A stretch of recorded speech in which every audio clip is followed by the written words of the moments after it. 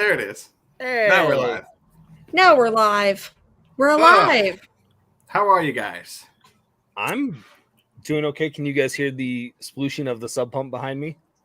The what? The watering of the sub pump right behind me, which is right here. We had a big rainfall. So in Ohio, we have basements. Uh-oh. In Ohio, we have these things called basements. And you have to have we a have sub that on pump the that West works Coast. to keep your basement from flooding. But Oh No, my goodness. you're good. I can't hear anything. all right, cool. Well, if you hear it, that's what it is. I do have a really big problem, and we have a fourth guest that's supposed to be here and isn't, and they are a duck, and they're not here. Oh, yeah. Can I move you guys? Yeah. Can I swap you? There you go. Okay. I think he's working on it. Thank you. I I think completely okay. forgot about the duck. That'll be just the How? thing I need. How That is could you fine. forget about what? Did we decide on a name for the duck? Are we going with like Howard or something like that? That's too lame. We'll figure something cool out. Yeah. We'll call him Will. Aw, Will a duck.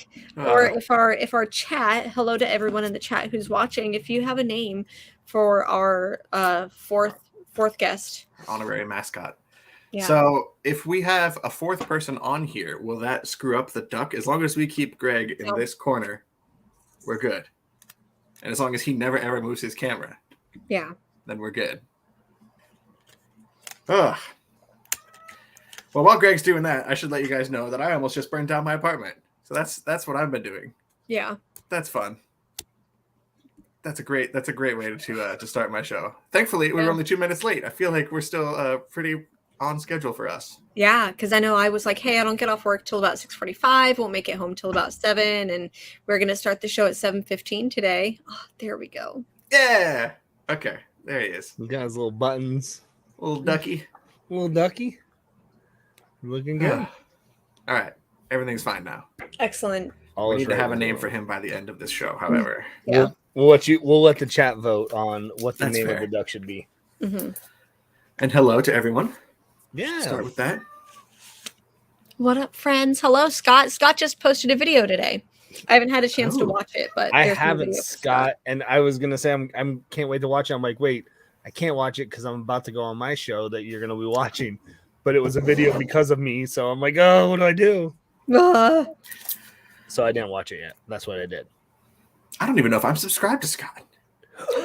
Right? What kind of person am I? Like, I mean, we know. yeah. Yeah. That's okay. Maybe I'll just not subscribe. I'll stay unsubscribed, so I don't want to change. It's true. All right. What do we got first? So we're talking Have books. comics, right? We're talking Nightwing 89. Did you get the variant? I didn't even see that variant, but that's beautiful. Look at him. Not knowing how to eat better. Still kind of Yeah. holding it weird, but it's a pizza on the cover. I thought of you. I should have sent you a picture, but my brain doesn't I work. have to go get it now. Literally Yeah. out of. Can you show that again? Can you like I'll blow the- myself up. blow yourself up, please? Been doing that all day anyway. Okay. There you go. It's him on some kind of construction thing. I don't It's still work the with my pizza hands. on the palm. Yeah. It's It's a really bizarre way to eat it. That's Do you like have all fingertips. Do you have New Yorkers who watch your show? Like, is that a New York thing? Like, I got no idea. that's what I'm asking. I know you Washington folk don't know. how does everyone Bruh. here eat their pizza? Like, if you had to, like, I don't think about it. Whatever But gets it into my stomach. I don't put it on the palm of my hand. I don't eat it like this, but I feel like I prop the crust up and the side up with like my fingers, and then just. Mostly that. I feel like if you don't hold it in the middle, then it will kind of droop in like a sinkhole. See, I'm in Ohio where we're like thin crust and it's square cut pizza. Yeah. What? It's delicious. So What kind of don't foreign knock it. country is Ohio? What is this? You got weird And humps in your it's basement. Basement square You just pizza. hold- you just hold. That's fake. Beautiful. It's delicious. I don't believe you. It's delicious. We had it tonight. It was fantastic. We had a pizza picnic in our basement and it was great. Oh. I barely have a channel too, Scott. That's okay. All right, we're talking Nightwing. Nightwing 89. I don't even remember what happened in here. Oh, this is the Superman issue. Yeah, Okay. this is it, and I feel like that's exactly it. It felt like it was a Superman Son of Kal-El issue, which I'm not upset about. Obviously, Tom Taylor is writing both of them, so I kind of liked the team up a little bit. I liked the team up quite a bit. It was a crossover I didn't know I needed, but it makes so much sense.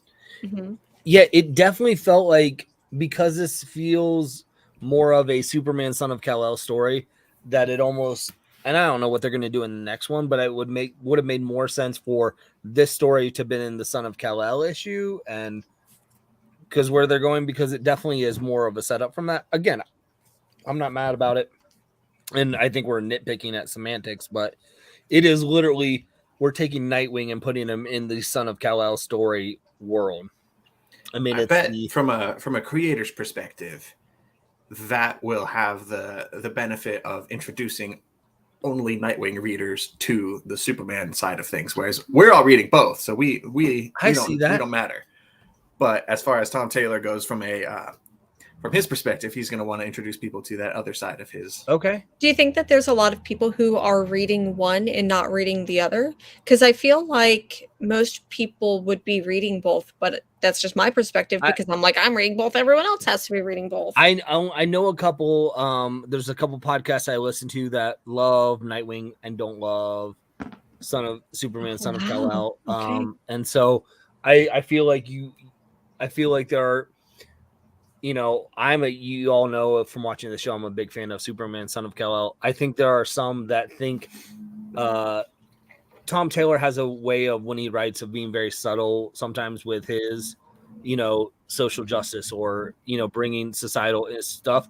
But in Son of Kal-El, it's very in your face.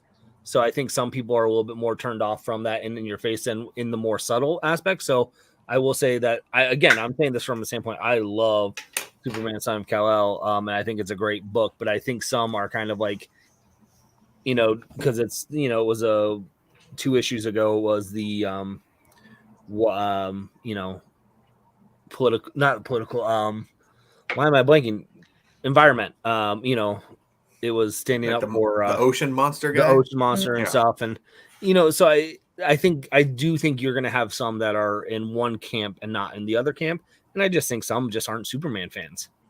That's my experience in the shop that I work at Milky Comics, when I've been recommending a lot of people to read Nightwing. And then when they come back and they're like, Nightwing was really cool. And then I go, yeah, you guys should try reading Superman. And most people look at it and they go, and then they back away and don't read it, because a lot of people see Superman and they immediately lose interest, even though it's a top tier book. Yeah. IMO. I feel like I'm kind of, before reading both of these, I probably wouldn't have read either if it wasn't Tom Taylor on the books, and I probably wouldn't have been reading Tom Taylor if it wasn't for Mars telling me that I should read 7 Secrets. And then when I read that, I'm like, oh, I really, really appreciate Tom Taylor, even though I had read a lot of other things that he had done. But he didn't feel on my radar until Nightwing, which I would have never been reading a Nightwing book if it wasn't for him. And then I jumped on Superman Son of Kal-El because it was him as well. So, yep. Yeah, I jumped on Superman Son of Kal-El because Tom was on it. I don't think I would probably have picked up a Superman book if it wasn't because of that.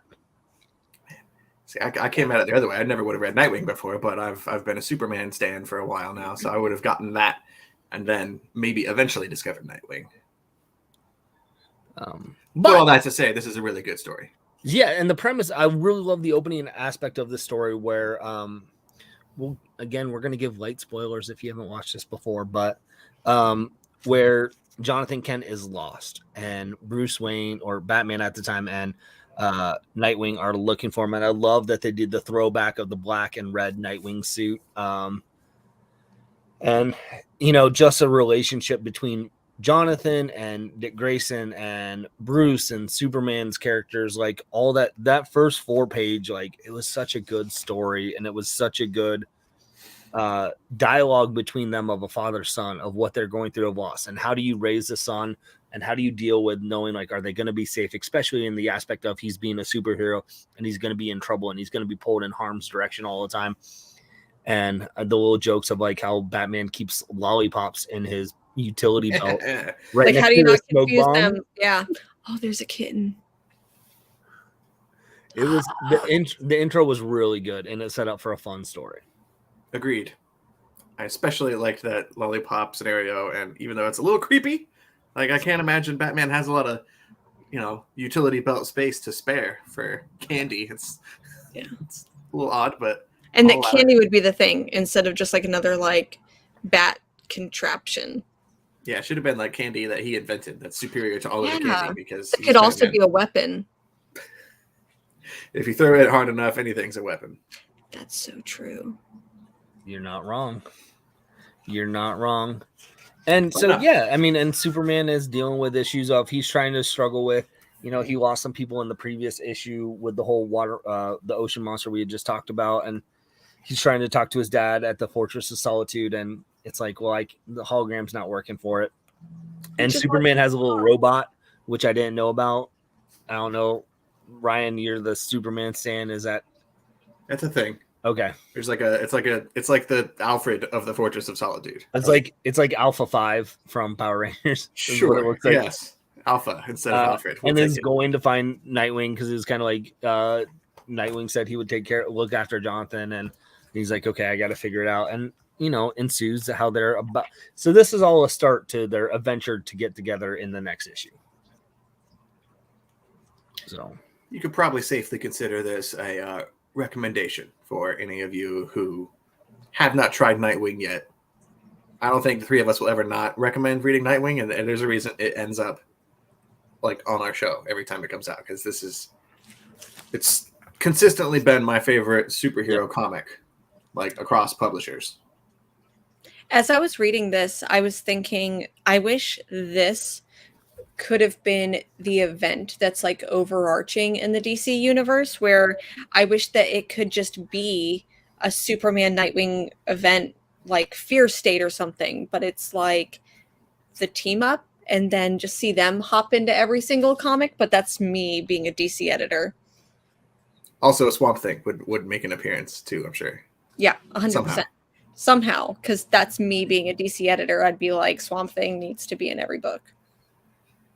Which, I don't know if this is a segue or if we're going to talk about news or whatever, but there's going to be a new Black Label DC book coming out in June, and it's written by Ron V, illustrated by Christian Ward, and it's going to be an Aquaman, but like psychedelic, like going deep into the water, but then it goes into space. Like there's a black hole deep in the water, and I just hear Metalocalypse, Mermaider playing. That's the song that I hear by Metalocalypse, by Death Clock playing in my head. Mermaider. You had me until that that reference about to a show I had completely forgotten about. And then you said that, I'm like, I don't know what that is. I didn't look up any details about this comic. I just saw Ron V, Christian Ward, Aquaman. Yep. Honestly, I would read anything the two of them worked on together. I'm really in love with Christian Ward, especially. Same, especially that. What did Christian Ward? Something else he's done. Odyssey, Invisible Kingdom. He did a lot of the covers for Ta'arna. He did that Gardner issue, The Secret Files from Batman, the interior, which was like one of my favorite books of last year, at least just on a visual element. Okay, see, I didn't read that one. I wasn't doing it, so. I'll read it. He does a lot of cool variant covers. Excuse you, you can't have this. That's not cute. He's like, I want it. I want it with that water. So anyways, awesome. He's writing that, and I'm really excited. It's going to be a Black Label, so it's only limited to like 3 issues. Okay. But still, is it going to be a big boy Black Label book, or that's is it almost all Black Label ones aren't they? Yeah. Imposter wasn't. That would have been cool. I don't like the prestige big boy books as much. I kind of do. Disagree. Just because they have to justify it. The artwork has to be next level. But Christian Ward is top level, and like I will get lost in that. Yep. I could see that. It has to justify it. I could see that. Like there was a war book that I got this week. What was the one Wonder Woman book? Granted, the gutter loss was a pain, but Historia. Yeah, that was. I mean, that deserved what it Okay, got. I thought you were about to talk trash about like. Yeah, same. No, Yeah. no, it was stunning, and that deserved to have a platform where it was opened up on a big forum, for sure. So, There was a war book that I got this week by Garth Ennis from Aftershock. That was one of the big ones. It's a cool book. Didn't need to be big. I almost picked that book up, and then I saw that it was Garth Ennis, and I'm like, nah, I'm good. Was it fine? Okay. It's a war book. Garth Ennis is good at that. It was good. nah, Scott, you can't have my prestige books. Yeah, he's sending them to me. No, because I won't know how to ship them. That's the other aspect. I'll never be able to ship prestige books. I'm like, I don't know how to do this. Like, they don't fit in a Gemini mailer. I don't know what to do. I'm gonna take my next book out. What's our next book? The one I don't have. Iron Fist. Iron Fist. I didn't get cover A. I only got this cool Nick Dragata cover for Iron Fist, and it's like the Gwen Stacy. Who is she on that cover? I don't know. Is that a pirate? She have an eye patch? Yeah. Looks like no. Maybe she's supposed to be not Domino. I'm gonna blow you up. Let me see. Okay. Looks like she's prison. Okay, yeah, I can see that too. Yeah. Is it like Cable? She's got some kind of giant gun on the back. Is there a Marvel villain, like a zebra villain, Zebra Man? They're clearly running out of ideas for people to dress Gwen up as. Yeah. But I'll still keep buying the covers, so. Huh. I'm glad I got cover A. What do you think about the book? The contents? I didn't really know what to think going into this because I haven't really read a lot of Iron Fist stories, and out of all the Marvel TV shows, Iron Fist was my least favorite. And so going into this, I'm like, I don't know what it looks like to do a good Iron Fist book. But I'm going to go ahead and I'm going to try to read it anyways. It's written by Alyssa Wong, and right now she is also doing, she's still doing Dr. Aphra. And so I was like, I'm going to go ahead and I'm going to jump in kind of not knowing anything. And it sounds like, is Danny was in this book? Is that Danny Rand? Yeah. Yeah, was in this book for a little bit, but Iron Fist is someone completely different, but he's been here before. Is that the impression that I'm under? So it's not like a new character. This is a spoiler show. I mean, there was a little bit of mystery about who this new Iron Fist was going to be, and it is Swordmaster. Swordmaster, thank you. Yeah, whose sword apparently broke, and like the magical. I don't know anything about Swordmaster, but I guess he has a magic sword of some kind, and the sword broke, and his sword bits got lodged into his hands, which is why he has like two fists that glow green instead of yellow. So it should be Iron Fists. Yeah, he's already kind of coming into it with abilities, and then it's a little confusing. Let me blow you up. There you go. So you can see. Again. He's got the two fists. Iron Fists. Fistuses. Yeah, Fistuses. I was not disappointed by this book. I had a low bar because there was an Iron Fist miniseries that I read last year that I really didn't like. The Heart of the Dragon. Yeah. And I was expecting that just kind of completely blew Iron Fist comics up for me. I did not. I almost didn't get this book. But then I've been doing recently I've been doing a Marvel Netflix binge. And I enjoyed Iron Fist my second watch. My second time watching it, I liked it a lot more. And after watching that, I went back and binged Matt Fraction's Iron Fist, the Immortal Iron Fist book, which was pretty cool. That's a pretty good, if you're trying to read an Iron Fist comic, that's a good one to start with, I guess. But I was surprised at how much I enjoyed this. I like seeing the two Iron Fists, the two guys, like kind of. It was a little bit stereotypical, where the two characters meet up and they think that they're enemies and they have a little fight, and then they realize they have something better to, they team up and. Yeah, they've got a common enemy. So it's a little predictable in that sense, but it wasn't terrible, which is what I was expecting. So I'm glad, I had a low expectations. Saying this one's kind of tough, and it feels tough to say this because I enjoyed this for what it was. Did I love it? Not necessarily. I probably won't be picking up more issues. Maybe I'll try to read it like once it gets onto Marvel Unlimited, or maybe once it gets into a trade format. But I don't know if I'm invested in this character enough in order to keep going forward. I don't want that to reflect that the writing is good and the artwork is also pretty darn good as well. Yeah. I think it's a 5-issue series. I think it's a miniseries. Okay. Which I would probably. I'm me, so I will keep getting books until I die. I guess it takes a lot for me to drop a book. Beyond. That's over this week, so that joke is no longer relevant. Yeah, but you still lasted 12 weeks. You lasted 12 issues. I did. Did you read any of them yet? I have not read past issue 8, so I got to read 4 at once, Okay. Or I could just not. Put it away. That joke. That's like saying, "Oh, hey Ryan, we do a segment at the end of our show where we pick our favorite covers," and that's always going to be relevant. Yeah, or like a crossover. Listen, we pick we get Whatever. like 3 or 4 jokes and we beat it to death, and that's our shtick. And then some. Yeah, to death and beyond.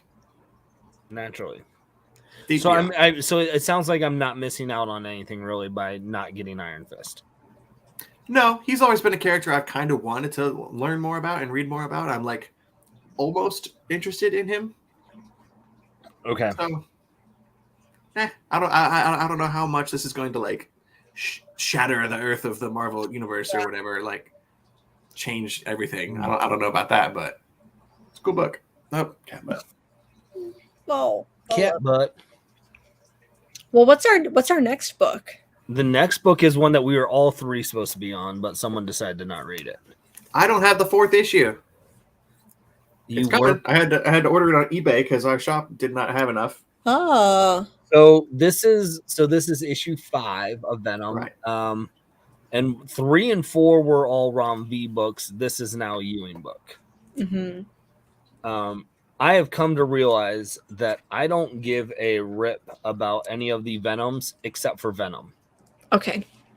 Like see the in this symbiotes. issue. Like I really have been enjoying, and I say this, and this isn't a knock on Al Ewing or anything, because I've really been enjoying this series so far. Like, and I like how they're kind of switching the writing of, Al's writing Brock, Rom is writing Dylan, or Eddie, I guess I said, because Dylan's also a Brock as well, but Eddie, whatever, you got it. You got it. But they went into, and sorry, this is a spoiler show, so I'm showing pictures. It's midway through. You're I'm gonna fine. blow you up.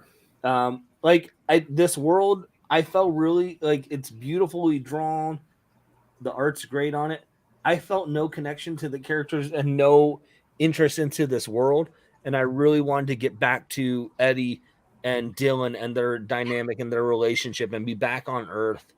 And so I feel like I'm a casual Venom fan, that if I'm reading Venom, I want to know about Venom. I don't care about Null. I don't care about King and Black stuff as much. I don't want this symbiote world that we're in. I want to know about, I really am invested in the relationship, especially now with Dylan having access to the symbiote, to see what he does and that relationship with Eddie and Dylan.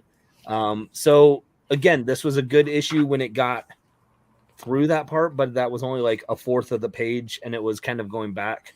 I will say there was one line in here where I kind of was like, I grimaced and I was like, come on, Al, you're better than that. And they're talking and one of the symbiotes is like, cool story, bro. And that did not feel very Al Ewing. Right. Like, it felt so out of place and weird. And I don't read a lot of Al Ewing books, so I don't know if that was, but like, I agree with Josh here. I'm going to keep going, but I haven't read the last 2 issues, so I don't know. Maybe. sorry, again, I'm liking it. It's weird. I don't think I care about the world as much, and I didn't get into Venom when it was like, back in the 90s when you had Scream and all the other symbiotes, and like I didn't care. If give me fine, I'll dabble with Carnage if it comes into it, Venom, but that's about it. And I'm sticking with it because of the story of the father-son dynamic. I think that's a really cool story, and I want to see that more. But I 100% agree with you, and I think I'm sticking with it because I really love Ram V as a writer, and I like Al Ewing a lot. So I'm definitely going to stick with the story and see where it's going. But this issue, maybe it's because it switched back over to Al Ewing writing it rather than Ram V. I think wrote issues 2, 3, and 4. So the last 3 issues, it felt a little bit out of place, and I think there was a moment reading this where I'm like, wait, where am I at?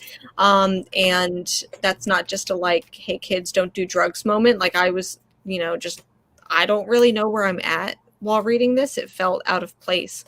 And especially like you said with lines like cool story, bro. I get that that's the character that they're trying to build, but I don't know. It felt like a cheap shot rather than the nuanced writing that I know Al Ewing can do. So, but I'm still, like you said, going to stick with it, and I'm still going. So I am not a Venom person. I'm not a person who's like, I have to get every Venom and I have to see what they're doing monthly. But I just like the writing enough to keep going with it. Yeah, and I, and Comic Toby, said you want Tom McFarlane to work on it again, huh? I have no idea if I want to because I never read it. I got in. I'm just saying this from a standpoint. I got into Venom halfway through Kate's run. So I think like right when it was Venom Island. And that was, I kind of knew of Venom, from playing video games. So I didn't read Venom comics really. The only exposure I had to Venom was anything that when he was in Spider-Man's comic or Spider-Man's animated TV series as a kid. So I really never read Venom comics. So I don't know if I want Todd McFarlane, honestly. I just know Venom's too much for me. Like the symbiote stuff, I don't want more than just Venom. That's what I don't want more outside the world. I don't want to explore the world more. I think it works better as a character inside the Spider-Man universe, and I don't really care outside of a Venom universe. Okay. I'm going back and I started listening to Ryan Stegman's podcast, actually, which is pretty cool. Stegman and his amazing friends. It's a fun podcast, but because I am me, I had to go all the way back to the beginning, which was 2019, and they're talking. He's got Donny Cates on a lot, and they're talking about Venom and the build up to Absolute Carnage and all that stuff. So it's a cool kind of time travel thing. But Donnie was talking in the early days of Venom how his specific goal was to make Venom his own character and export Venom as his own thing and not just a Spider-Man villain. And he brought up the Punisher as an example of somebody who was introduced in the Spider-Man title but kind of evolved and moved on to be his own thing with his own villains and his own book. And he said that that was his goal for Venom, was to move out from under the Spider-Man shadow. I dig it. But I also agree. I think Venom as a franchise can feel a little too like Donny Catesy, for lack of a better word, like little aggressive kind of cool kid, high school bad boy feel. Bad boy. And it's easy to overdo that kind of Venomness. Yeah, it's a fine line. Yeah. So I'm still sticking with it because again, I like Rom and I want to see where this goes. And I don't dislike Al either. I just don't know. I haven't read enough Marvel and I know Al does a lot in Marvel. So yeah, would 100% recommend checking out the Ultimates. I feel like that's one of like the best Al Ewing type stuff. Okay. The modern Ultimates though, not the new one, not the one I have. I don't know which one. Fine, I'll show you. I was gonna say I don't know. That's the original Ultimates. Ultimates. Not the one I have. Like I know your collection. Yeah, you don't know all my books intimately. This is the original Ultimates from like the early 2000s. Okay. With, is this Mark Miller? However the hell you say his name now. Ooh, almost dropped it. Yeah. Uh-oh. It straight just doesn't say in here. Where are the credits? That's gonna bug me. Yeah, Mark Miller and Brian Hitch actually, same artist as Venom. Oh, there we go. But no, you're talking about the Ultimates. I think the more recent. It's like the Ultimates 2. Yeah, that's the one I'd recommend by Al Ewing for sure. I'd also highly recommend reading this if you haven't already. This is basically the Avengers in book form, like the movie version. Okay. Anyway. So what's next? Are we skipping one? Because I know there's another book I'm not on. No, you're on this one, buddy. That's later. Okay. In that case, Animal Castle. Animal Castle from Ablaze. Are you not reading this, Jennifer? I'm not. I read issue 1. I liked it enough, but then I think I ended up not picking up issue 2, and this is what, issue 3? Yeah. Yeah. For me, this one really kind of stepped on the gas I don't know how Greg feels, but the first two were a little slower. But Yeah. this one, things are really starting to kind of like get tense and uncomfortable. Yeah, this is a comic that you have to give yourself some time to read it. It is a very wordy comic. There are comics where you can kind of pick it up and cruise through it. Animal Castle is not one. I mean, there's a lot of panels, and there's a lot of word bubbles in those panels. They're very small too. Yes, just my biggest complaint. Okay, I have bad eyes, so the letters are super tiny. Can we get a prestige format for that? Like, if you're going to have more than 6 panels, all with words, just for the old people, I need a large print. That is a little bit too much. Is it still like a good book?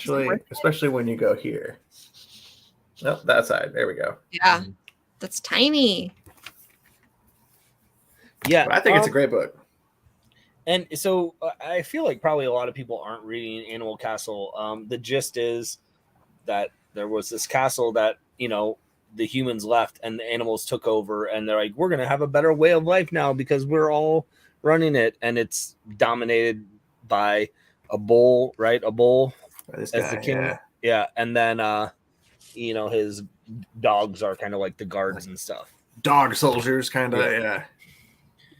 So it's your classic token, hierarchy of, those who get what those who have what they have, and the underlings who are trying to revolt to say like, hey, we deserve, our, in the very first issue, a hen gets killed because it kept its egg, and they're like, you stole this from the kingdom. She's like, this was my egg. I like. Right. And so like that was a setup for this world that they're creating and developing. So it's not a new story, right? Like it's not something new that you haven't heard from this of like, the common folk trying to revolt against the hierarchy of the kingdom who has all this power and are keeping for themselves and stuff. But what is unique is how it's done in the story of telling it from all different animals, right? Like it's. And I finally went and read the Wikipedia page for Animal Farm because I'd never had to read that book in school, and I haven't gotten around to it as an adult yet. So I've heard a lot of comparisons for Animal Castle to Animal Farm, and it seems like there are. The comparison is definitely there in the sense that this is a political commentary. Definitely like some kind of socialism. Like when you lay the egg, your job is to give the egg to the community, and we will distribute the eggs fairly amongst everybody else. And they kill that hen for hanging on to her own egg. It's a little on the nose, but I enjoyed that, and I think the political undertones of this book are the main reason that I dig it. The other half of this is like a Stray Dogs comparison, which is another thing I've heard people say. It's definitely got a lot more to say, I think, than Stray Dogs did, and it also feels, at least in the visuals, it also feels like an animated movie that you didn't know, you never saw before. Like, and this reminds me more of a story arc of like a, not from writing standpoint or style at all, but like this reminds me of like a Mark Russell story where he does a lot. To say that I feel like he does a lot of like not all robots. It's a look at us and our as humans, as you're always trying to be the best and you're always never going to live up to that caliber. And so it's like, if we tell that story from a human standpoint, it's like, but if you just put robots into it, you're like, it's easier to kind of, look at it from a different viewpoint, or not as like abrasive of like, oh, what are you trying to talk to me about this? Like, what are you trying to say? And I think it's the same concept here with, with satire with animals, rather than it's an allegory of, being able to look at something serious, but maybe not be as offended because you're like, well, I'm not a cat, I'm not a chicken or whatever, No, it's taking my eggs. Yeah. Right. Yeah. It's easier to turn the mirror, I think, and show like, the real villain was me all along. Like, are we the baddies? I feel like it's easier to do that because, like you said, you're like, I'm not that cat, or I'm not that animal. Like, I'm not the one that right. It's referring to. And then it's like, oh wait, maybe if I look a little bit deeper, I am the cat. Like the real treasure was the cat we found along the way. I don't know. Right. And I think, but I mean, it's a classic storytelling, way to do something. And it's just done, and the art is done really well by Felix Delip. Yes. And it's a good book. The way it ended, I was a little hesitant to like, is this it? Like they almost made of like, hey, they wrapped it up as in like, hey, we did a good job, but our war's not over. But it was like, I felt like the end of an arc, and I got really, and so I just kind of looked at the previews. I'm like, there's more still, and there is. There's at least two more issues coming out in the next 2 months. So Who's the publisher and who's the creative team again? So the creative team is Xavier Doranson and Felix Delep, and it's Ablaze publishing. So again, that's why I know not a lot of people are probably reading a lot of Ablaze books. And in the back, they're promoting a new Gilliam March book. Laura, right? Laura, yep. Let me guess, Laura's going to be like flying around naked or something, or Laura's going to be dead. And no, but in the 9-page preview, there is a little child naked on the beach. Okay, Gia March, you have a type, I guess. I don't know. Sounds awesome. And you see a little. I can't show it because Ryan would get banned on YouTube. Please don't. Yeah, I'm good. Just getting started. Yeah, just starting out, little channel. Yeah, Scott, you're the cat. So, but it's that book doesn't interest me really that much, the Laura one. But I like this book. I'm keeping with it. I want to see where they go. Agreed. It also kind of has like maybe a better would be Fables.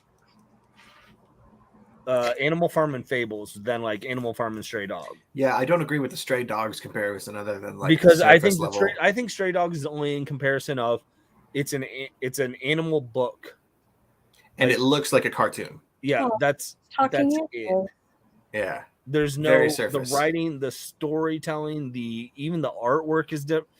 There's no, maybe it's because, and I think that's why issue 1 was so popular. It's issue 1's going for a lot of money. I think probably because people are like, "Oh, this is Stray Dogs." What Animal Castle #1 is going? Yeah. Wow. It's like it's like $20 or something on eBay. I don't know. Yeah, I don't know what it is recently, but I remember the week it came out, and people were calling our shop and asking about it, and last minute adding it to their pull list way after the cutoff. Yeah, I think a lot of this is because I came into it late. I think a lot of people were like, "This is Stray Dogs," but. Barely, yeah. Okay. This is not a trade you could hand to your niece and nephew or something. Like Stray Dogs, you can give to pretty much any non-comic reader. Maybe not a child like that because it's about murder. You said your niece and nephew. I'm like, I don't know. Sure, you know what I mean. Giving my 8-year-old. I'm not an uncle, so I'm not cool. So maybe I don't know, like ages from like baby to teen. I don't know what's appropriate. So I just whatever. Hey, here's some Garth Ennis for you. Have either of you read We Three by Grant Morrison? No, but I need to. It's excellent, and it's basically about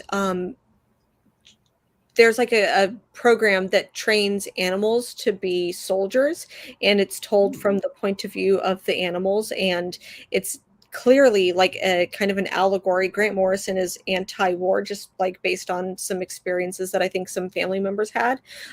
So they put that into We Three, I think. But anyways, it's really good. It's heartbreaking. I'll just go ahead and say that. And I felt like when I read issue of Animal Castle, I got We Three vibes. So I feel like if neither of you have read We Three, I would highly, highly recommend it. And Grant Morrison is just, of course, incredible. Right. I've only read like Pride of Baghdad and Primordial when it comes to like animal-centric comics. Yeah, Primordial definitely gave me We Three vibes for sure. Gotcha. Okay. So Circle, you are asking if it's still popping. I just looked on eBay. It's looking like their listings are anywhere from $10 to $20 now. So not as much as it was. So it's died down for sure. And who knows what the sell price is. But yeah, I think it. People are like, this is it. This could be it. It's definitely has less mass appeal than Stray Dogs. Yes. Well, I mean, I think the thing that Stray Dogs is an easier read. I think Stray Dogs has the art style is different, and variant covers. I mean, Those variant covers for sure. variant covers and Image too, instead of Ablaze. right. But And- the variants, I think. Can I just take a moment to plug, talking about variant covers, Stray Dogs had a Goosebumps variant cover, and now so does someone else, right? Can I plug that? Yeah, Please. you can. You should Okay. do it because I won't remember. Yeah. I'll forget to So, plug my own book. well, I'm gonna let you plug it now.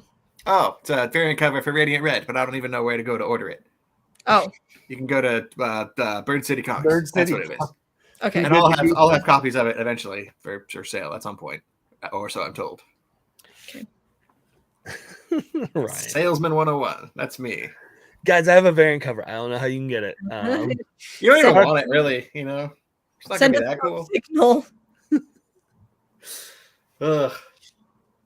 Russ has started putting me on the Mill Geek Comics Whatnot page on Thursday evenings now. I have a half-hour variant sale on Whatnot that I've been doing, and it's difficult. I am not a salesperson. Yeah. I can't be like, buy this, buy, and like drive up a price of a book. Yeah, I'm too Ryan for that. I would not be a good salesman either. I'd be like, go for it. Yeah, you buy it if you want, I guess. Here it is. Or People not. like, oh, can you do $20 less? I'm like, I guess. I don't know. But don't tell anyone. Yeah, it's a skill. Yeah. That's why Ryan doesn't get to have coffee. Mm-mm. See? There it is. All right. Well, shall we move on to the fifth book? Ryan, you can have a little break. You guys do that. I'm gonna go grab my pick of the week because I put away a lot of my comics. Oh my It's god! like I forget we even have a show. You know. My God. Which one is the one that we? Which one is it? Okay, Boom! We are Ooh, you got the A cover too. I did. I got the A, and I don't know what other cover it is, but I did get another cover. So this is Until My Knuckles Bleed. It is from Behemoth Comics under the Happy Tank imprint. It is done by Victor Santos, and I'm assuming Victor is doing everything because that's the only name on it. Then, Yeah. I will say this: I love what I love about Behemoth. I love their covers, like the book, how it feels. It's a $3.99 book. Like you're not getting an upcharge. It feels good in your hands when you're reading it. Whereas, sometimes the other ones, I grabbed my Thor last week or this week, and I was like, I think I almost ripped the page just grabbing it. Like, Oh no. I didn't, but it felt like it because it's cheaper paper. So what do you think about Until My Knuckles Bleed? This one Or wasn't. what's it about? I guess. Okay. Too. So it's about. It's tough because it feels like it is about a guy who used to be a superhero but is not a superhero any longer. Back in the 80s was a superhero, but now they are and correct me if I'm wrong, maybe this is just my perception, but he's like maybe a bouncer at a strip club. Yeah, it seems like so they were superheroes in the 90s. So I think it's supposed to be like this play on the big bulky characters of the comics in the 90s, your Savage Dragons, your Cables, your Pouches. Hellboy. I see Hellboy when I look at that Right. guy. So it's a play on they were superheroes and now he's a bouncer. Sorry, but proceed. Yeah, and so he's navigating that, I guess. I'll be very honest.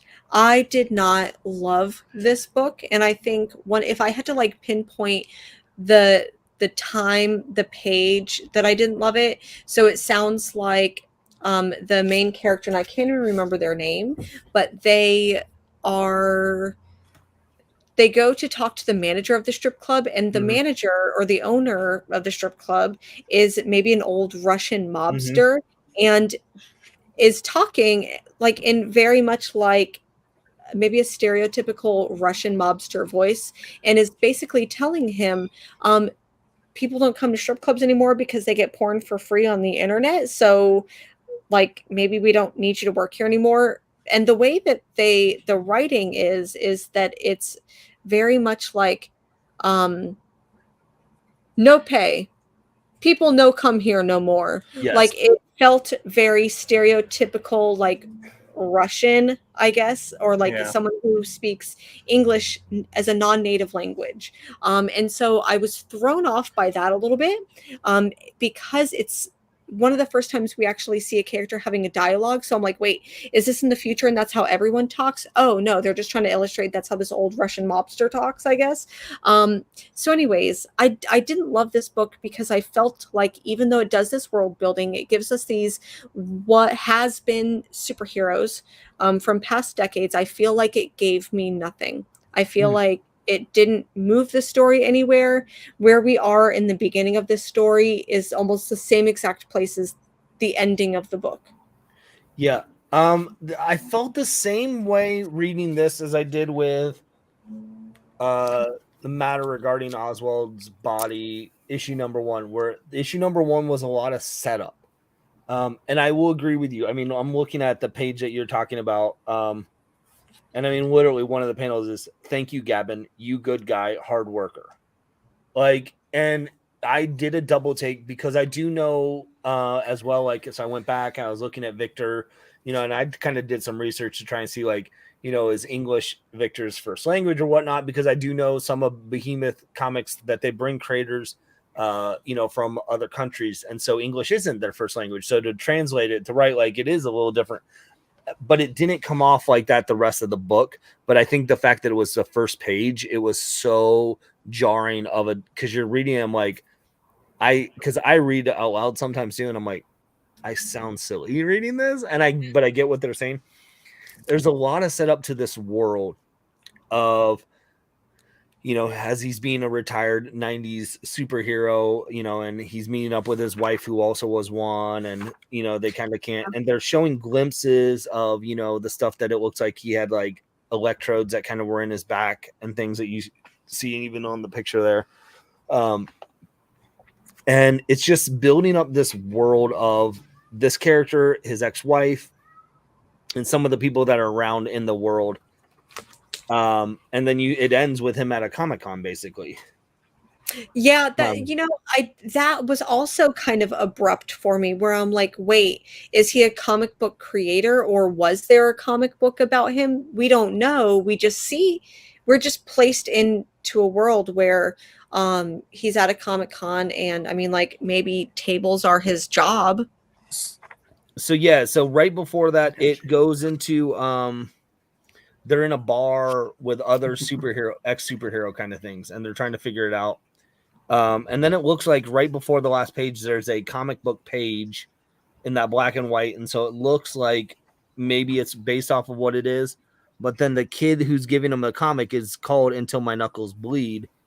And so it's wondering if it's going back to the idea of, I mean, if there were superheroes in real life, I'm sure there is going to be comics and merch made off of that. So it's a lot of world building for it. I will say I'm okay with a slower start, because I feel like usually with Behemoth books, you're either in it or you're out. Like, you either love it or not, because they're buck wild sometimes.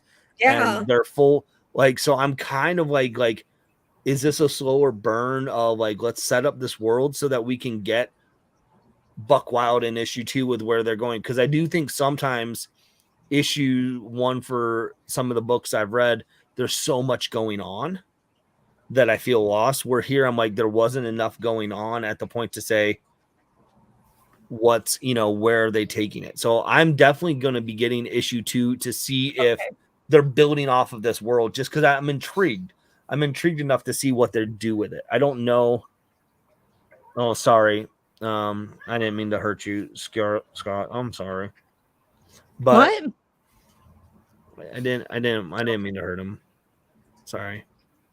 But I'm intrigued to see where it goes. It's gonna have a short leash if it doesn't, you know, because I need something to happen next issue. Yeah. Yep. Like I said, there was a lot of like world building. Like the world is clearly there. We were shown this world, but I still feel like the plot went nowhere yet. It could be set up, but typically Behemoth does like 3 or 4 issue runs. Mm-hmm. I don't feel like it's enough. and I've been burnt by Behemoth books real bad. Mhm. So I don't think that I'm invested enough to get issue 2. If you get it, however, if you get issue 2, you tell Yeah. me it's a good book, I'll definitely try to catch it.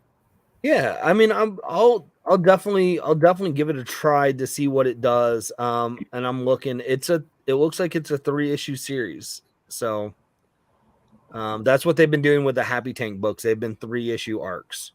Yeah. Cinnamon was 3 issues. Which Cinnamon was excellent. I have to say Cinnamon Yep. was one of my favorite books from last year. So yeah, I mean, it's just it's hit or miss. It can be hit or miss. So I'm interested to see what happens. So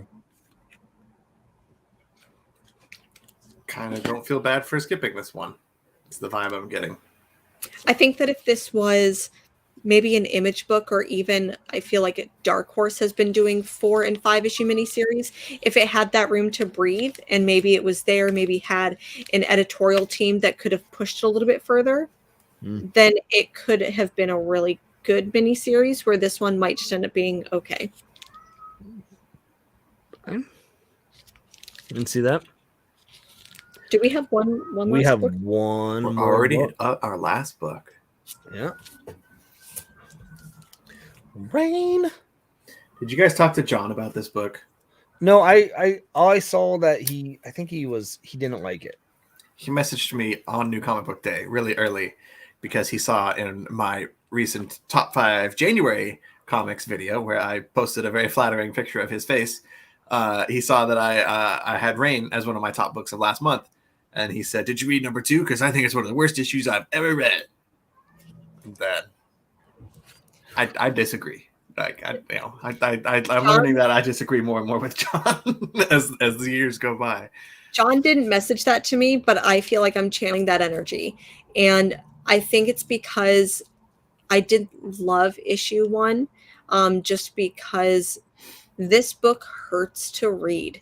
Like, there is no joy in this book. There is no happiness in this book. And I get that it's a sad story and it doesn't have to have happiness, but I don't know. It's just a really, really rough read. Like, I do think this issue was a step down, or 2 even. Like, it was not as good as number 1, but no. I think when you come out with a pretty shocking like turn halfway through issue 1, how it's hard do you to top go that from there? Yeah. I like the journey that the characters are on, but I think that this one is a 4 issues miniseries, or maybe a 5 issue miniseries. 5. So it's pretty short.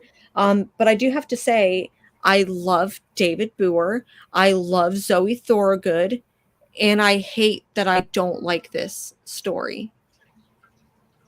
I think I'm going to like it less and less as it goes, because the premise is issue 1. We have this cute couple and we see their relationship and you kind of fall in love with them. And then one of them gets killed in this rainfall where needles fall from the sky and stab anybody who's outside to death, which is a horrifying premise. And then like, not happy at all. Like, no. And it's worse because there are moments of happiness in the first issue when things are looking good, but then it immediately just kind of pops and goes downhill. And then issue 2, she sets off on this quest to go tell her dead girlfriend's father that she's died. Mm-hmm. And I don't really care. Because like it's her father and the wife, right? The mom, because the mom. I don't remember. I have to go back and read issue.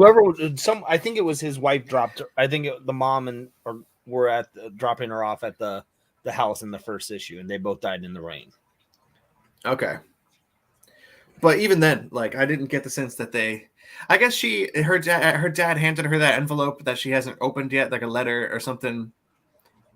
So maybe they had like a closer relationship than we are really kind of clued into. But the overall quest that she goes on, I kind of don't care so much about. But I don't know. I'm on board. I'm gonna read all 5, and I like the way this issue ended. I like the fact that that little kid ended up following her on her quest without her knowing, and now there's like an innocent child in danger. That's always fun. I had a heart attack. I saw that little kid, and I'm like, you can't be out there. That umbrella's not going to help you. Right? But that's going to add a good part to the story. this is always one of those weird things, because if memory serves me correctly, this comic is an adaptation of a joke. joke. Okay, so I feel like that's always, it's always interesting. And the religious faction here is a weird, like, out of nowhere kind of, like, it felt out of left field for issue 2. I'm not saying that there isn't a place for it, but it was like they were in issue 1, but not really, not much. Okay. And yeah, it does feel like they're building up something sinister with these guys, and it's like, even if that is the payoff, it doesn't feel like it was earned appropriately. Like they're moving too fast. With that group. Yeah, go ahead. Maybe in the original that was able to be fleshed out a little bit more because it wasn't a comic book. So there's like more pages, even though it was a short story, the original Joe Hill. So maybe it had more of the ability to like flesh that group out. But in here, it felt very abrupt. Yeah, because I think they got one panel or something in issue 1, like an offhand reference. And like her neighbors that got killed in the rainfall had more exposure than this cult. Right. And seeing them play a continuing role in later issues, it'll be weird to see how things go. Yeah, I think having the kid show up at the end is going to has me hooked more. And curious to see where it goes, because I think I liked it more than both of you. Oh, okay. I'm not saying that the good thing or a bad thing. I'm just saying I think I liked it more than you. You said you agree with John, and we know how John is. So. I definitely don't agree with John. I like this book more than John, and potentially more than Jennifer, but I do not like it as much as the first issue. That's the way with comics, right? That's the beautiful thing about comics, is what someone can think is horrible or like, I know people are reading, and I can't even, A Righteous Search for Vengeance. I read issue 1 and I thought it was a boring and a horrible and just and I was like, I have no desire to read it. And I know that's on John and other people's list of like, this was a great series. I'm like, nope. Like, so I think it's a cool world. And I'm here for the journey for sure of the kid that he's in it. That made me 100%. And I like it. I'm okay with stories that aren't happy. Like, I know there are some people that just can't do if a character doesn't have redemption, or it's a depressing, I'm going through Oscar, watching movies, and a lot of those, because it's Oscar season, that's what I do. And a lot of those movies, there are some where you don't walk away from the movie feeling good. You're like, this feels depressing the whole time. And I'm like, I'm okay with it. Like, that's how I felt with Nightmare Alley, and I really enjoyed the movie. So I think it's okay if you, I think it's okay to have that story. I just want to know. Sorry, I talk with my hands. That's what I do. You know that, Cole. Shut up. Do you have hands? Just okay. Suck hands. Sure. Check. But I like it. I'm definitely going to be picking this up to see where issue 3 is. So I'm not going to say it's my favorite book of January or my favorite book of the read, but I liked it more than some of the other ones I read this week for sure. Yeah, I don't see Reign #2 ending up at my top 5 February list that I'm cooking up right now. But I will say what's really funny is looking at the last page of an ad for a book coming out in Animal Kingdom from Image. Oh. I feel like we're about to hit this really weird animal renaissance. Well, because what was it? We were talking one of the Image books. There's Stray another dog. Tony Fleece with like bunnies with guns, and like I feel like we're gonna get like an onslaught of animal themed books. Stray Dogs was a hit. Boom. Let's keep going. Keep going. So all right, we did it. We talked about the book we said we were going to talk about. Pretty good. Just under an hour. But we have another segment. We do, and I'm actually ready. I think I can do this. Okay, go first. I'll start with my favorite cover. Okay. I'm gonna make myself large and in charge. There we go. I like this Animal Castle cover. You kind of got to look a little closer at it, and maybe in person, because I know it's not going to come across in camera. but the texture on these yellow parts has like this almost, you know, when you read Ice Cream Man and you look at the back cover and it's kind of got this like, you can see like green in the wood almost. Like this, you get that same kind of tactile feeling here on the Animal Castle cover, and it's just pretty. I like this cover a lot. I didn't even notice it until you said it, but yeah, I see that now. That's my cover pick. And interiors, only because I put so many of my books away and I didn't want to scroll through too many of them, but also because I dig his art every time this book comes out. Hard to find a good example, but I'm going with Nightwing. I'm going to say Bruno Redondo on the interiors here was really cool. Especially, this flashback scene at the beginning was fun. There you go. Excellent. This is a tough one for me because a lot of the books, actually the art's not going to be as bad. It's going to be the which one do I like the best, because a lot of the books we didn't talk about, I liked more than the ones we talked about. My cover of the week is 100% this one. The Lee Bermerhue. Yeah. I mean, come on. You got all my villains, all my baddies. All my baddies. They're fantastic. So, I will say, I'll throw it up. My art, I really have been digging a lot of what Peter Krause does. He's one of the artists for Ahoy.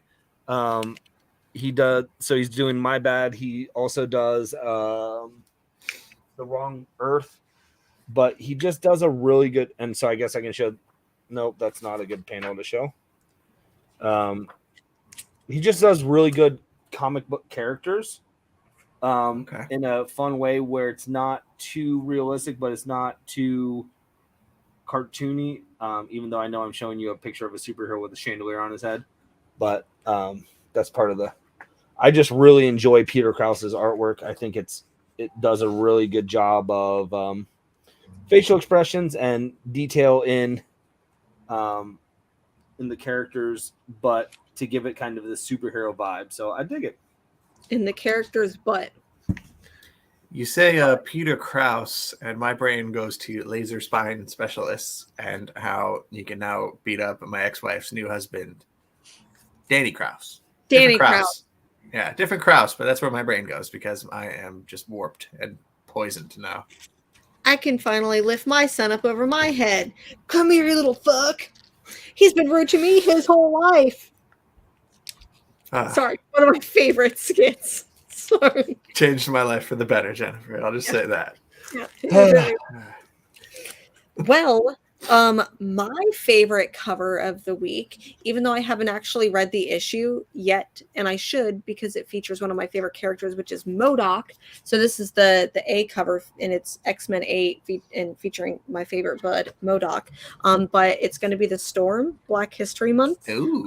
I don't know. I feel like my camera as well as the bag is not helping either. It's not helping. Let me go ahead and take this out. So anyways, this is definitely going to be my favorite cover of the week because Storm is a baddie, and I really love that cover. I also really love X-Men. But my interior artwork for the week, and Scott 100% called it. It's going to be Women of Tomorrow. This was issue 8, and it was the final issue. Won't get into it, but seriously, Bilquis Evely, she does the artwork, and it's so dynamic, and it's so do I want to use the word kinetic? Like, it's still a still page, but it moves and I get lost in it. And I'm trying to, find a really good page here. Is this the issue or was it the one before? Because I read both at once. Is this the one where Supergirl comes back down and there's like a full page shot of her coming back to Earth? That one? Okay. Yeah, that moment stuck out with me. Yeah. And even the issue before this, I feel like is like this, but a little bit more cosmic. And Bilquis Evely's artwork doing that is fantastic. So Bilquis Evely could be on anything, and it'll probably be my pick of the week. But this was an exceptional series. This spoiler alert, because our next segment is what's our favorite book of the week, and this is it so far. I still haven't read half my stack, so that may change. But as of right now, this is my favorite book of the week. This is a fantastic series. I really hope people pick it up because Tom King did good with Supergirl. I second that. I mean, not the pick. I'm going to pick a different book, but I second the Supergirl talk. Yeah. The fact that it is good. I hope more people pick that one up. Yeah, I've never really been like, I feel like there are people who really love Supergirl as a character, and that's never been me. But I really loved this series a lot. I was really enjoying it. I literally, though, was at my shop and I just forgot. I missed a couple of issues and I don't know which one. So I have to go back and look in my pile and see where, because I'm going to pick it up because I've been enjoying the series. It got lost in the shuffle at one point. Yeah, it didn't forget about you. It didn't. It's still there waiting for you. It is. It will be there. She's got a variant coming up for Nice House on the Lake here pretty soon too. That I'm going to be grabbing, but I'm getting the variants for that whole run, so I'm excited to get that. So right. Now, what is my pick of the week? I'll go first. I had a few options. This was a really cool week, and well, share you what you were choosing between then. They're all in the box. I didn't grab. Well, you you can say what you were choosing between. I grabbed one. Yes, my other choices. I really liked Supergirl. I think that was a great pick. I also really liked the finale to Primordial this week. I thought that was a really touching comic. I haven't read that yet, so no spoilers, please. It was good. It was good. Probably my favorite issue of the series. But the choice I made, because I am consistently blown away by how cool this freaking book is. But I'm going with Crimson Cage, number 3 of 5. I almost didn't get this book because it's Macbeth mixed with wrestling, and I don't love Shakespeare. He's pretty cool, right? But like Macbeth never clicked with me as much as like Hamlet did. I need to go reread Macbeth again, especially after this. But also wrestling, like it's never been my favorite thing. This book is just all 80s wrestling, but Macbeth, and it shouldn't be cool, but I don't know. It's just consistently one of my favorites. You can watch The Tragedy of Macbeth on Apple TV with. I could, but I don't have Apple TV. I don't care. Denzel Washington. Yeah, he's all right.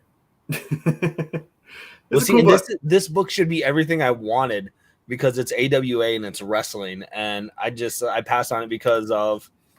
I was like, yeah, it looks like there was horror elements. And I was like, I don't know if I want to deal with that. It's not horror so much as like Out is definitely an out, like more and more an out and out horror book, if you will. Crimson Cage is just, if you watched Macbeth with Denzel Washington, I'm sure it's Macbeth. It's Macbeth. It's a guy plotting with his scheming wife to take out the top guy and become the top, instead of become the king of the land, this guy wants to become the number one, heavyweight champion of the world. And it sounds like it should be ridiculous and silly and stupid, but it works. It works. So what you're saying is if you had if you had a list of AWA books that were your favorite, this wouldn't be on it, but that list sounds like it should be a thing. Would be, and that would be a really cool video if somebody were to make one of those. Yeah. Oh, wow. It's fitting that what a transition that Ryan and I have a video dropping next week. Oh, if someone can get their butt editing it in time. Yeah. And that's it's going to be a project. So we, but yeah, well, you brought it up. We are going to be dropping our top 10 favorite AWA series of all time because there's only been out for 2 years. The past 2 years. Yeah. All 28 books. We picked our favorite 10 of them. Oh, so like a third of them. Yeah. Yeah. But Crimson Cage did not make the list because we collaborated on this thing. We picked 10 and kind of jointly decided. Yeah. And Crimson Cage was still kind of new. At the time, there were only 2 issues. When let's be honest too, is when we started talking about doing this was 2 months ago. It's slow progress of doing stuff. So now like 2 more issues have come out since then. But yeah, so that should be dropping soon. Not soon, but on Wednesday actually. What channel? Where can people find it at? It'll be dropping on my channel, I believe. I guess we never talked about that, but yeah. Well, I assume you edit it. Like it should be your thing. Like otherwise, you can edit all my videos. I mean, I guess theoretically it could drop on both channels. It wouldn't matter. But I didn't think about that either, but whatever. As long as it's out there, because more people need to try it. It'll be out to the public on Wednesday. Cool. I will share the heck out of it. So it was fun. It was a fun time. So, and Paul, next time I see you, I'm gonna tell you to read this book. So you read everything. He comes into Mill Geek Comics and says, "What do I need to get? Tell me what I need to buy." And I say, "Buy this." And he goes, earlier in the chat, he said wrestling. Nope. Yeah, but I don't like wrestling either. So take that for what you will. Like I really don't like wrestling, and this book is one of my favorites. That'll be fun. And yes, I can't wait for that video either, even though I was in it and I should remember what we talked about, but I don't. It'll be fun. Yeah, and it's funny because we were talking about John. John messaged me literally today because he was at his shop and he was picking up AWA books. And he's like, "Hey, which one should I get?" I was like, "Well, you could just wait and watch my video with Ryan in a week." And I was like, "No, I'll tell you." But did they just have a bunch of them sitting there and he was just so I think he's got some, and he picked up 2 that are on our top 10 list. Like trades? Yeah. Okay. Picked up. I'm excited. 2. I wish he had reached out to me, but apparently we're not even friends anymore. Sorry, Ryan. Nah, I hope it was robots. If I had to be like, there's one winner from AWA.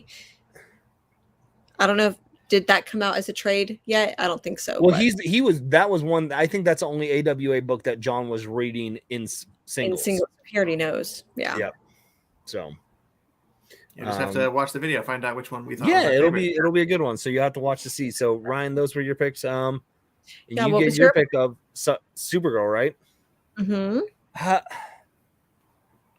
This was tough because I'm really enjoying 2. I really am narrowed down to 2 that I really enjoyed this week. And I tried to get us to talk about both of them, but Ryan wanted to talk about Animal Castle instead of Batman the Night. And Jennifer wanted to really talk about Until My Knuckles Bleed instead of Cloaked. Okay. Well, it's because I picked up issue 3, but hadn't read issues 1 and 2 yet. So okay. So here's what I'll say then. Without spoiling anything, I'm really digging Cloaked, and which is weird because I don't pick up Dark Horse books very often. It's a 4-issue series. The premise is it is a Batman world 20 years after basically Batman is retired. A private eye has been hired to investigate, trying to figure out who this main vigilante, this Batman archetype is, and what his name is, and try and figure out their stuff. And so this guy is going around and trying to interview people. So he's interviewing the Robin of the group. He's interviewing the Vicky Vale, the reporter. He's interviewing the Joker-esque character. And what the way there's a mystery unraveling. And if you haven't read it yet, Jennifer, I'm not even going to say much more about it because I don't want to give things away. But it's a look at the superhero genre and the archetype of it, and it's just is done in a cool way. But it's also done in a format that if it was longer than 4 issues, it'd get tiresome, I think. So, but I think how it's because it's in the 4 issues, it works well for it. Okay, and I'm really digging it. So, I feel like either of you have probably raved about issues 1 and 2, and then Mars has also raved that this is like an excellent series. So I saw issue 3 was coming out. I saw that issues 1 and 2 were available, and I'm like, I got to pick up all these, but I just haven't read them yet. I haven't read half my stack this week. Yeah, it's just a cool take because it feels like what would be realistic of a Batman story of, the Robin character is basically like bait, like that's, and not actually like a child, who is adopted by a philanthropist, and people would probably figure out who it is, so I dig it. I think people will like it. If you enjoy the superhero stories, I think it's a nice compendium to it. Excellent. I need to try it, but who knows if I ever will. I think it's a mini series. It's 4 issues, so wait for the trade at this point, I guess. If or if you, I don't know if you ever get a chance to go to a comic shop that would have comics. Apparently not. Ours certainly doesn't get that kind of stuff on the wall. you know, you can probably find 3 issues of a comic book at a comic store if you know someone. Like, I know there's stuff like Mill Geek is a cool comic shop that you could probably check out. And I had to go to the other comic shop in town to find issues of My Bad. I mean, I didn't go looking for issues of My Bad, but I found it there. Sounds like a fireable offense. Yeah, I'm a traitor. Yeah. I mean, if you guys don't stock indie books as much because it's not about, I get it. So, to be fair, I mean, nobody bought any issues of My Bad from this other shop either because they had 1, 2, and 3 all sitting there. So I grabbed them. But that's it. We did it. That's it. We did our whole show. I'm excited. I'm going to go and read the rest of this stack because I have a whole... I mean, sounds like Jennifer has more comics to read than I do. I probably do. None of the ones that I need to read are in... so this, plus the other 2 for Cloaked. But I read all mine, except for Thor, because I'm waiting on whatever issue Ryan's packing up for me to send out in a mystery mail call here soon. I'm waiting for like half this stack is deep beyond. I didn't get it, and so I'm waiting for that. So that's the only one I didn't read. And now I got to go back and read my Comixology because Scott mentioned that Peter Krause is doing the art on a Stephanie Phillips book, which is the special Comixology book that she's writing. And I'm really, I forgot about. I always forget about the new Comixology book. So. Well, I don't know if you have seen, but there is a lot of stuff going on with Comixology, and the app may not look the same if you haven't logged on in a couple weeks. I have. It's okay. Frustrating as hell. Okay. Yeah. I've seen people. Here's the deal. I don't buy my comics through Comixology. I always had a struggle with Comixology, especially when Ryan and I were doing our AWA show, prepping for it. I was trying to read it. I would put literally in the search AWA books. And I literally only got like 6 titles of single issues. And I don't know if I had a weird filter on, but I wasn't getting the trades that were actually there. And so that was pre-update that we recorded that video. Yes, I'm telling you, pre-update. So now what I do is I search for AWA. And it's fine, and it works fine for me. Oh, man. Like the other day, I was trying to price an X-Men book at Mill Geek because I work at Mill Geek and it's for my job. And I opened up Comixology. It was X-Men #1 because we were selling older variants. And I wanted to figure out exactly what year this version of X-Men #1 came out because there's been a billion of them. And so I typed in X-Men 1 on Comixology. And now that Comixology has completely merged with Amazon, it pulled up Funko Pops. It pulled up the X-Men 1 DVD. It pulled up a whole bunch of unrelated stuff that is not comic books.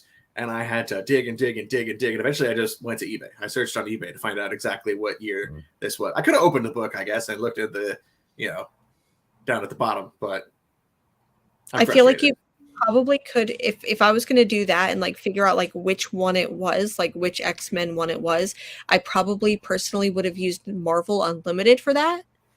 Yeah, but I don't pay for that. Oh. But now I might have to because Comixology is just that disappointing at this point. Yeah, there's, and especially from what I understand, because I just read on my phone, but I guess there's a Comixology reader for maybe laptops, and I've heard that that is also incredibly disappointing, and you can't zoom into things either, which if you don't have very good eyesight and maybe you want to blow that up a little bit, that's a little bit rough. So I think there's been enough outrage that maybe they'll include some updates soon. Yeah, I was just curious because I'm a casual Comixology reader. I only read it for the Comixology Unlimited because of my Amazon account. So I only am looking for the free books that I can get. Yeah. And it didn't bother me at all. And I saw this outrage. And so I was kind of curious. I'm because I also don't use, if I'm looking up a book and dates, I'll use my CLZ app or I'll use, I'm a big... I drop all kinds of money on that stupid app because I look at the sales. They throw stuff on sale all the time. So I will open up, they had a Sandman sale. I think it's still ongoing. So I went on and I clicked on Sandman, and I already own a couple of the trades on digital. And now the app sucks so bad that when you open it, you click on the Sandman sale and it doesn't tell you already own volumes 1, 2, and 3. I had to back out, go into my library and look for Sandman because it's all the way down at the S. And see that I had 1, 2, 3, and 4 to know, okay, I can't buy those ones again because I'm pretty sure it'll let you double purchase or something, or maybe when you get farther enough down the line, it'll say you already bought this. Start in your library. As before, it would tell you at a glance when you look at the whole sale page, like they're like, you want to download it, you have it already. Well, the add to cart button doesn't light up the right way so it tells you already. I use Comixology Lite, I guess then, so that's why I was curious because I literally use it as a reader for the unlimited app, and that's it. And it didn't, that part didn't change too much, and it felt like I could navigate to get what I was looking for easier. So I was just shocked, but it makes sense if I had my library digitally all invested into it. It makes sense that I'd be like, okay, that would frustrate me. Yeah, I have a lot on there, and it's not like when they just randomly update Facebook and it's like, oh, I just got to learn the new layout or whatever. I got to just relearn. It's irritating, but it's fine, whatever. But Comixology has just completely been gutted, and it looks like the Amazon storefront now, and it's a gross reminder that it is all tied into Amazon. Which is shocking that you use Comixology. Yeah, but I used Comixology before Amazon snatched it up, so I use that as a whatever justification, even though it's barely a justification. And from what I understand, so another thing that I just don't like about using apps like that is that whenever apps are in any app store, whether it's Google or Apple, if I purchase anything through an app, then that app store, whether it's Apple or whether it's Google, gets a percentage of the sale, anything that goes through the app. So typically what they'll do is if you want to buy something from the app, then it makes you go to the website, buy it from the website, and then like import it into the app, because sales that go through the website don't count as like sales that would end up going to the app store. So to me, that's been around for a while, but that's just incredibly frustrating too. See, that's I guess that's a whole nother can of worms we could get into, because like I love reading digitally. I just don't buy digitally very much because I like to own the copy. So if I read it digitally, it's something that I can get from a trade from Comixology Unlimited or Marvel Unlimited or DC Infinite or what, my Libby app for my library or whatever it is. So I don't have those issues as much because I like to own the physical copies and things as like you guys all do too. But, more or less. But I haven't bought digitally very much, so I haven't run into those issues. Yeah. Unlike Jennifer, I don't have a magical like Willy Wonka apartment that'll just hold anything that I possibly can. I can't buy every single trade that I want. So digital is a nice way for me to conserve precious shelf space. I really don't know, because my apartment is 400 square feet, and I was having a casual talk about comics to my Lyft driver this week. And they were like, oh, how many comic issues do you think you own? And I had to do the math. And I'm like, well, I think that I have about, let's just say 20 plus short boxes. And I had to do the math, and it ended up being like 6,000 or 7,000 single issues. And I'm like, wait, plus all my trades. And like, even I was like, what the fuck? So it's, Willy Wonka madness. It's really just, my apartment is the Willy Wonka tunnel. Like you just open the door and you're in a black hole, and this space does not matter. Yeah. According to my CLZ, I have 5,259 comics and trades, because I keep my trades in there too. So you're one of those people. What? Trades and CLZ? I can't do that. Yes, because otherwise I'll double buy stuff. Oh man. I am the worst at it. I've double bought trades before because I haven't checked my CLZ app, because I'm like, oh, this is a good one, I should get it. And then I'm like, I go and I'm like, well, that'll go in a giveaway. Mm-hmm. And then I get mad at myself because I'm like, that's $10 I could have bought on a different trade that I needed. Like I have a pretty solid idea of what I have already. I never double buy a trade, but to be fair, this is it. I don't have for someone that much. Someone who can't read, who can't remember what he read 30 minutes ago, can remember what he's bought. It's not what I've bought; it's what I own. There's no difference there. There's not that much up here. It's not hard to remember. You can have doubles, but triples is best. Triples is really safest. Yeah, triples is safest. Triples is best. That's the best possible way to end it. I wish that there was I think you should leave reference counter. I wish that StreamYard let you do a counter, because I don't 'Cause think we're our at 3? audience knows. We're at least at 3 or 4. I think you should leave references. But nobody else cares. There's 17 people watching, and I guarantee they're all losers who'd never watched the show in the first place. I need every 17 person here, all of y'all, to please read or please watch. I think you should leave on Netflix. Watch season 1 first and then watch season 2. But That's Ryan usually and I how- both watched season 2 first They're so good though. because Netflix put it so weird. Netflix sucks, apparently. That's fair. Paul is correct. That's the best note to end on. Like, It really is. turn this off and go open Netflix. Yep. We should just put that show on instead of Yeah. talking. Let's have Next a watch party. It's a good idea. All right, everyone. Thanks for hanging out. Thanks. We'll see you next Friday, probably on this channel, but we'll see what happens. Oh, I'm gone next Friday. FYI. Oh yes, that's correct. Okay, so if we might anyone not wants even to, we might not even be here, Oh. or we'll have a substitute or something if there is such a thing for Greg. yeah, that's true. Which means I know you're not as heartbroken about me. It means the Duck's not going to be here next week, no matter who you have to replace. I'm sure John can make some kind of duck. I'm sure we'll just end up drafting John, and he'll Yeah, make a but he duck. reads 2 comics a week now, so I don't think that'll work. That's for you. okay. He can just make snarky comments about how much all of our picks suck. There you go. Or we could have Scott. Come on. Yeah. All But right, you have to watch. I think you should leave before That's that's- a requirement. a requirement. That's I why think Will's not here anymore. Yeah, we kicked him out. He wouldn't do it, so kicked him out. We'll Little we'll buff punch a kid. We'll punch a little buff boy in the face and get him off the show. It's fine. I'm gonna hit the end button now for real.